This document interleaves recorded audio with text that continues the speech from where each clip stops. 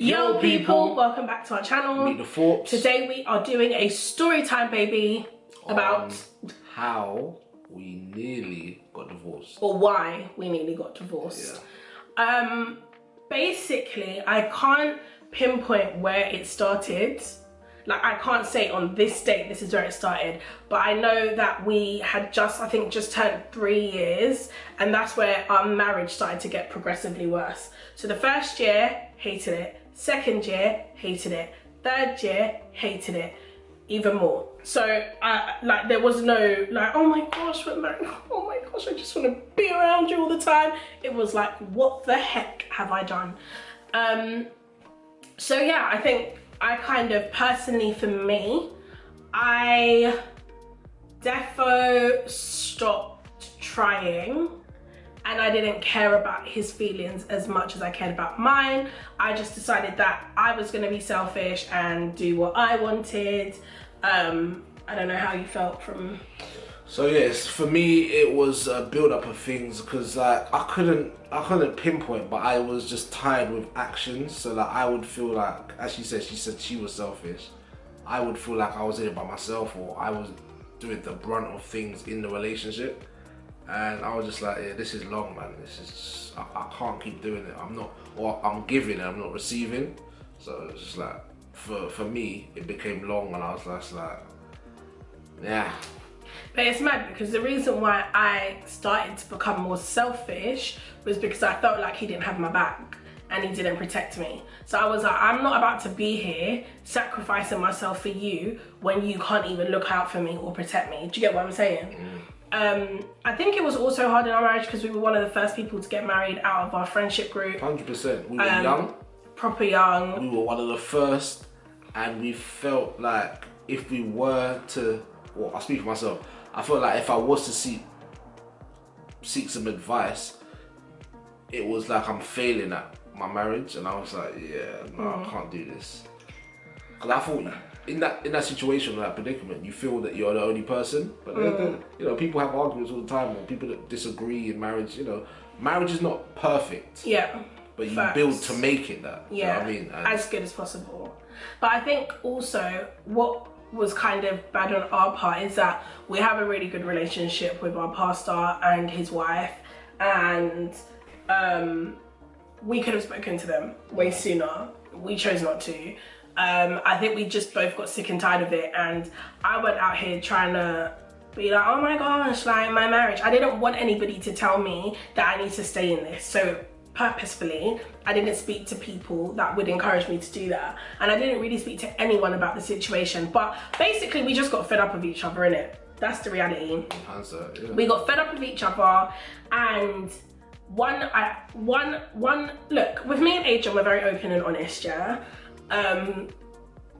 So we don't mind saying stories and explaining things that have happened in our relationship. But I remember one time I was in the bedroom, he was here, and he was like, no, actually, let me go to the time before. So basically, when we moved into our new house, we had 2 sets of keys, and the contract had lost 1 set of keys, so we only had 1 set between us. Me and Adrian was like literally butting heads so much.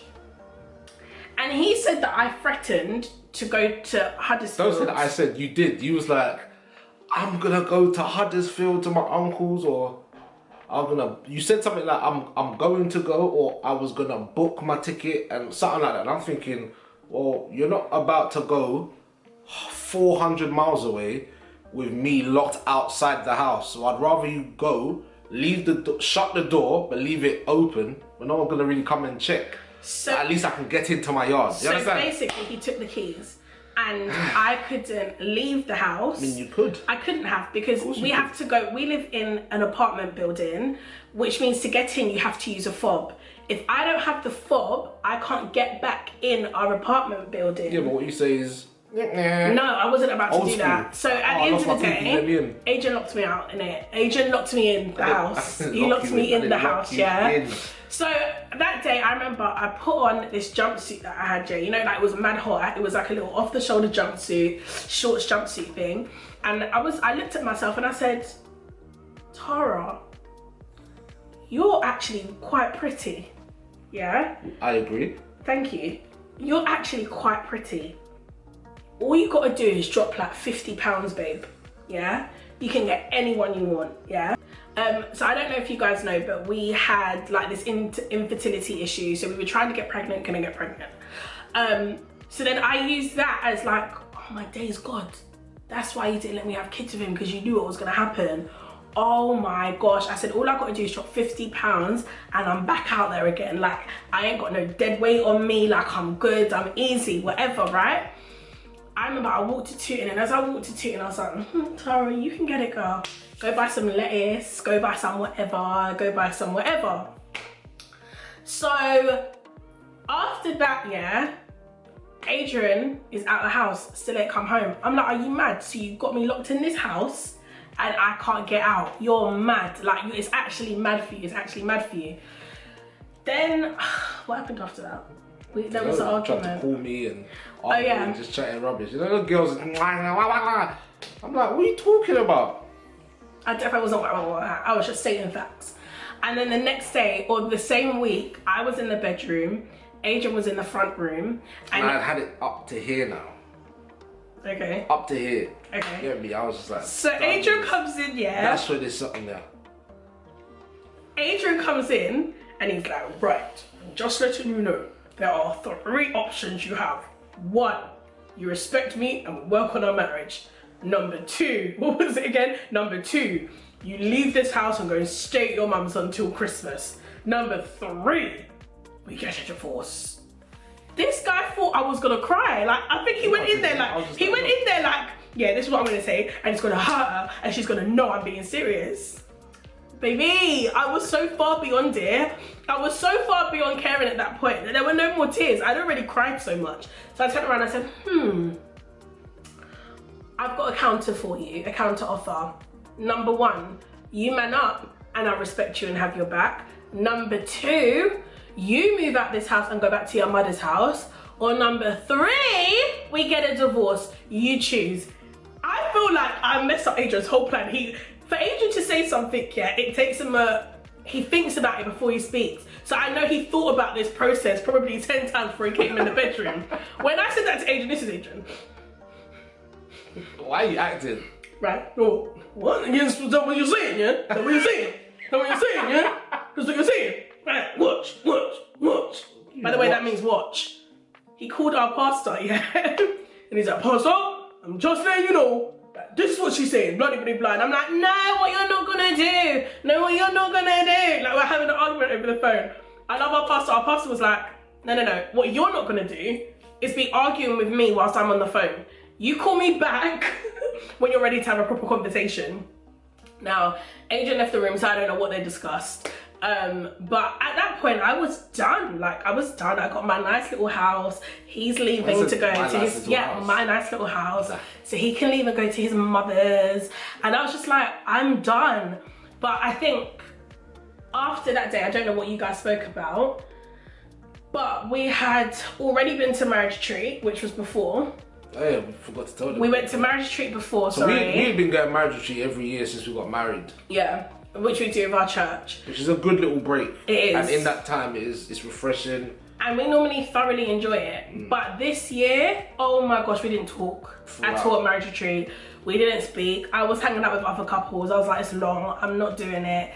And then I remember one night waking up and Adrian was praying over me. And I was like, are you dizzy, blood? Like, why are you praying over me? Why are you praying over me, you hypocrite? You hypocrite, you don't even have to treat your wife like you're praying over me. Get off me, get off me.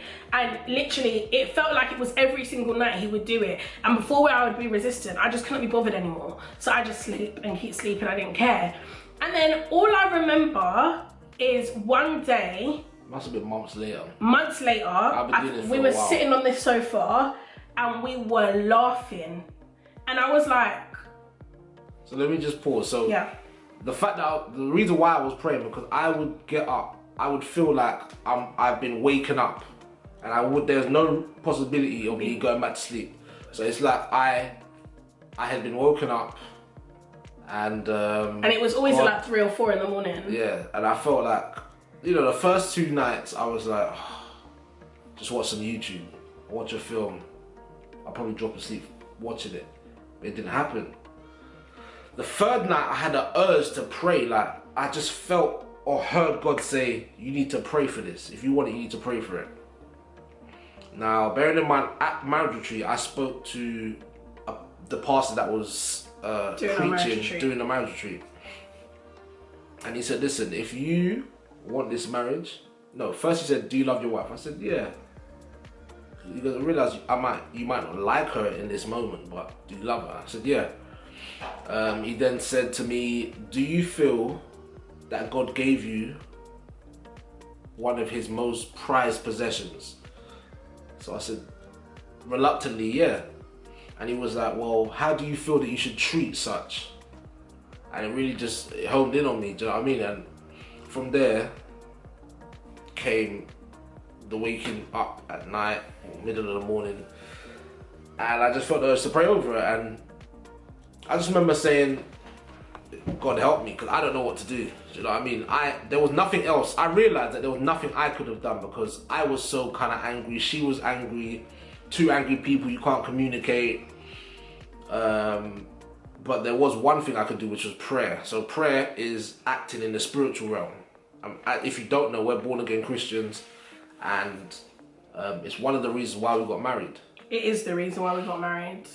If we weren't saved and had a relationship with Jesus, I would have never got married. That was never on the plans for us. Yeah, even when we was younger, we said was that the marriage takes long. Let's just have a baby and live together. Yeah, that was it. So yeah, months later, we're sitting on this exact sofa, and I think we're watching a program. I can't remember what we were doing. All I remember is we were laughing. Yeah. And I was just like, hold on, I'm laughing with you. And I was like, oh my gosh, I actually do like you again as a friend. I didn't say as a friend, but it wasn't like oh my gosh, my husband. It was like, oh my gosh, like we're actually having a good time as friends right now. And from then, I think we kind of just, well, we did put God first in our marriage, and it's kind of taken off from then. And I feel like we kind of needed to go through that situation because we didn't necessarily have a friendship before. Well, we had more of a friendship before we got married, when we were engaged and stuff. But but it wasn't like we were dogs. Like it was very. Now I would say she's my best friend. And he's mine, and he's mine. But yeah, like now we've got like this best friend relationship, and you know, I think it's so important if you're gonna get into a relationship with someone, you're marrying someone that could potentially be your best friend, or you have a really good friendship. I'll go as further to say, you know, when people are like, oh, I can't get with this person because they're my friend. That's the exact reason why you should or can. It can potentially work on just that basis. Your friendship, because having a friendship is so imperative. You got to understand, we were together for 16. No. What, before we got married? Now. Back then, before we got married. We were together for, I want to say, 9 years, 10 years, with breaks in between. And still, when we got married, it was like difficult. Yeah. So imagine people who known each other for 9 months, maybe a year, 2 years, 3 years. How difficult do you think it's going to be? Yeah, facts. You need a friendship. And I think a big thing is, no, not even I think, I know, God has to be the center of your marriage. Like I genuinely don't understand how people get married and don't have a relationship with God. Like, why would you want to marry someone when marriage was created by God? It doesn't make any sense to me. Do you get what I'm saying? Like, marriage to me, when I see marriages that people don't believe in God, I'm like, how the heck do they survive? Like, what the heck is going on? But God has to be the center of your marriage. Like, we don't get it right all the time. Yeah, we get irritated. We're not one of those couples that are like, oh my gosh, everything's perfect and we just love each other all the time. No, he irritates the heck out of me and I irritate the heck out of him. Even before filming, did I not irritate the hell out of you? And he irritated the hell out of me, and that's just what happens. It's life. But if you don't have God, this thing ain't gonna work. It's not gonna work properly, and you're not gonna fulfill things in your marriage without God. Like, there's no way. Like, it's impossible. It's impossible as far as I'm concerned. So, you know, we do get it wrong sometimes, and there are some times that we leave God out of it. Do you get what I mean? Sometimes if we're having an argument, I will completely leave God out of it, and it's not intentional. It's just I'm not being intentional about keeping God in the center. But I know whenever we don't keep God in the center of this, we start to do this. So keeping God in the center is imperative, I think. And I mean, yeah, that's how we nearly got a divorce. We thank God that we're still here. We want to shout out our pastor, his wife, Adrian's mum, my mum. We want to shout out our family and our friends. You know, we've got some really close friends and they really built us up. When I was saying I wanted to divorce Adrian, they were like, Tara, please. Do you get what I mean? And vice versa. So you need a good support network around you and family and friends around you. And yeah, that is how we nearly got a divorce, or why we nearly got a divorce. But if you want to see any more story times, guys, please put it in the comment section. If you are still watching this, please subscribe to our channel, like the video, and if you could also put on the notification bell so you are notified every single time we post a video. Peace.